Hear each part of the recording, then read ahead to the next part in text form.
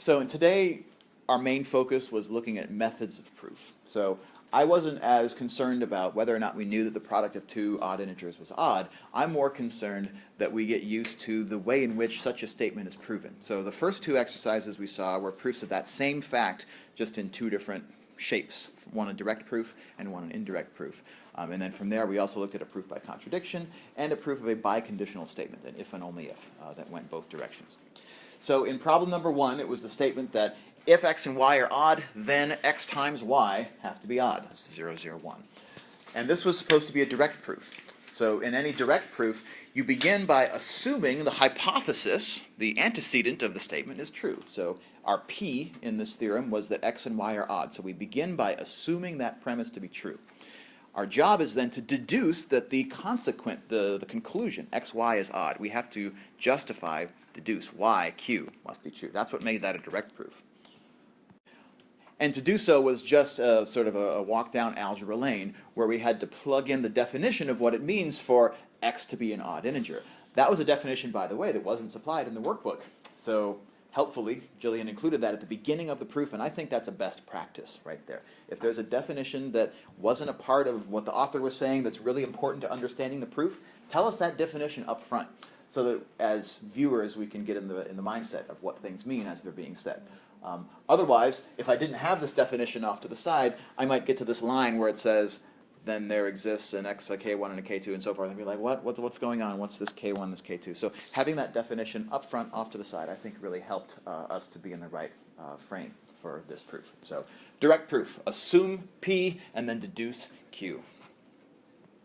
The second problem was a proof of that same statement, but by contrapositive. And again, helpfully, we saw at the beginning of this that the difference between a direct proof and an indirect proof, such as a proof by contrapositive, is that in a contrapositive proof, we deny the consequent. We assume that Q, the conclusion, is false. And then we attempt to falsify the hypothesis. We attempt to show that P must also be false under those circumstances. Those two are equivalent logical statements. So if we prove the contrapositive, because it's equivalent, we've also proven the original statement. So this proof began by denying the consequent. Assume that Q is false. So we began by assuming that x times y is even. We then are charged with deducing that the hypothesis is false. I have some comments to make about this. What we would have liked to have done here is we were supposed to have shown that not Q implies not P. And we do see not P appearing in this proof, right there, that x is even and y is odd, right? In order to falsify that both x and y are odd, we just need to show that at least one of them has to be even. So we might want to show that x must be even. But I had kind of an issue with this, because the role that not P is actually playing in this proof is not that of a conclusion, but it looks like it was also assumed along the way, right? The word let here is a giveaway. So there's something fishy about the structure of this proof. We've assumed Q to be false, but then also assumed P to be false, which is what we were trying to prove. And then at the end, where do we end up? We end up deducing, after some algebra, that Q is false again. But didn't we already assume that Q is false in the beginning? So this is a proof that I encourage you to look back at and rethink. And when we come back on Wednesday, I'd like to talk a little bit more about this proof by contrapositive is the most challenging one of these four, I think, that we saw today. To prove this seemingly simple statement about the product of odd integers being odd indirectly is maybe a little bit more subtle than we gave it credit for. But at the very least, take away from this that what we were trying to do was we were trying to write a proof which started here at assuming not Q, and then we were supposed to finish right here, not by assuming that P was false, but by proving that P is false.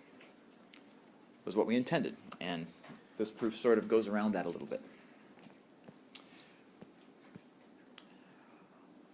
Next up, we had this proof by contradiction. The proof was supposed to be the proof that the square root of 2 is an irrational number. So in a proof by contradiction, the way this theorem was set up was that the hypothesis was that x was a number such that x squared is equal to 2.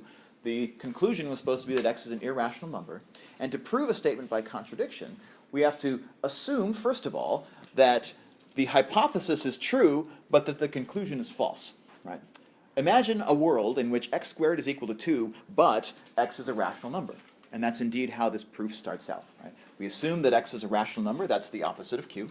We also assume that x squared is equal to 2, which is p, our original statement. So this sets itself up as a good, that's what's called the assumption by way of contradiction, is that first pair of sentences right there. Right? Is contradiction always P and negation Q? Yeah, I believe so. Yeah. Because P and not Q is in fact the negation of the implication P implies Q. Right? Okay. So we're imagining a world in which our whole theorem is false. And then we're showing that if our whole theorem were to be false, the universe would break somewhere else. Right? Something else would be completely absurd. I'm also less convinced that this proof accomplishes that, because along the way, we assert that the square root of 2 cannot be written as a ratio, and that actually is the statement we're trying to prove, because that's just definitionally the same thing as square root of 2 not being rational. And then what is actually deduced here is, again, not quite the right thing. So P and not Q, but then we're deducing Q to be true, again, at the end of it. So there's something not quite a contradiction about the way that this proof is structured either. So this one is worth revisiting as well between now and the next time we discuss it. And finally, problem number 4 was a biconditional implication, where we're to show that x minus 2, if x is an integer, x minus 2 is odd, if and only if, so there's two directions, there's a forward direction and also a backward direction. I'm going to kind of write them separately here. X plus 5 is even. And so to prove the biconditional statement, we have to prove both the forward implication and the backward implication. And Ryan has broken this out helpfully into two pieces here. The first piece, which he called contradiction, often mathematicians will just write a little implication arrow going the direction that they're proving, because that is what we're proving here. We're proving P implies Q in the first phase.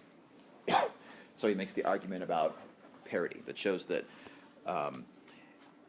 P implies Q. But he's actually doing it by contradiction. So instead of actually proving P implies Q, he here proves that not Q implies not P, which is equivalent. So he's proven the forward implication by contradiction, starting out by assuming x plus 5 is odd, and then deducing that x minus 2 then must be even. So not Q implies not P. That's enough to prove the forward implication of this statement. And then the second phase of the proof, the backwards implication, is justified. So let's say Q implies P would be the structure of this, which he has done in a direct fashion by assuming Q to be true and then deducing that P must be true, thereby proving the biconditional implication. So all 4 of these problems are about the structure of a proof, how you use the hypothesis, how you use the conclusion to prove something either directly, by contrapositive, by contradiction, or by conditional.